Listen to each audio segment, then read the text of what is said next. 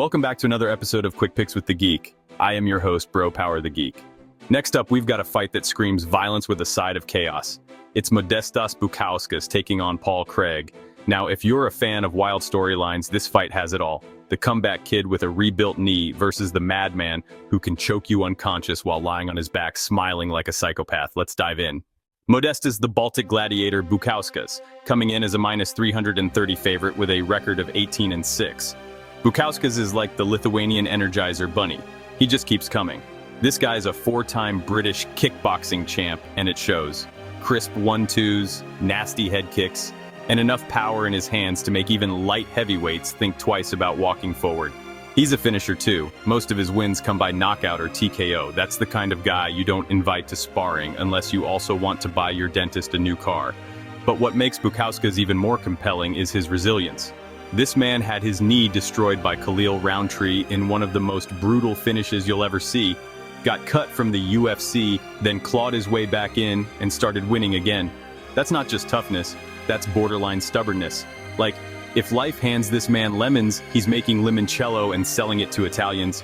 He's also been rounding out his game, picking up a slick submission win in the UFC and training with Tom Aspinall, which is basically like downloading the heavyweight cheat code.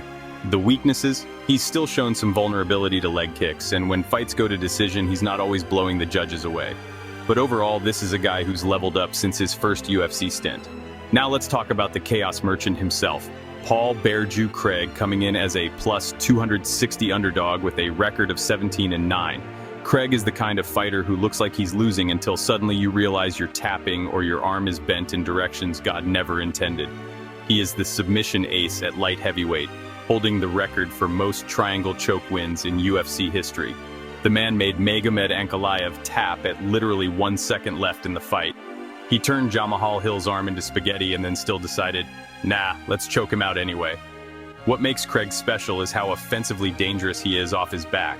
Most guys land there and think, oh no. Craig lands there and thinks, oh yes.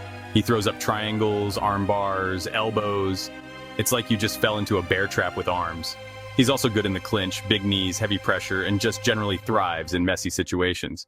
But of course, there's the double-edged sword, his striking defense. Craig sometimes keeps his chin out there like he's asking for an uppercut, and against a striker like Bukauskas, that's a risky hobby.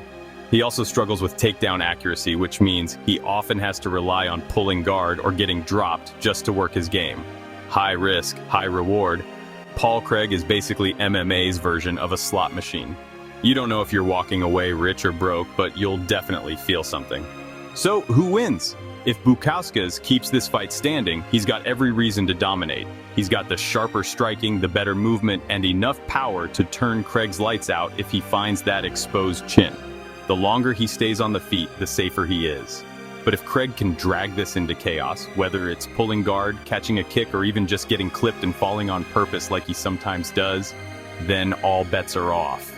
If this fight hits the mat, Craig becomes the favorite instantly. It's a classic striker versus grappler chess match, except one guy's playing chess, and the other guy's just flipping the board and trying to choke you. Official pick.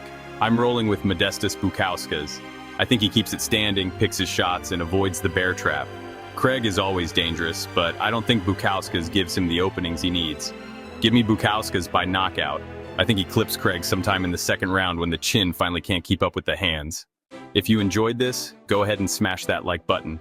If you haven't subscribed yet, what are you waiting for? Hit that subscribe button and turn on notifications so you don't miss a beat when the next video drops. And don't be shy. Leave a comment below and let me know who you got winning this fight. Let's see who really has the crystal ball around here. Until next time.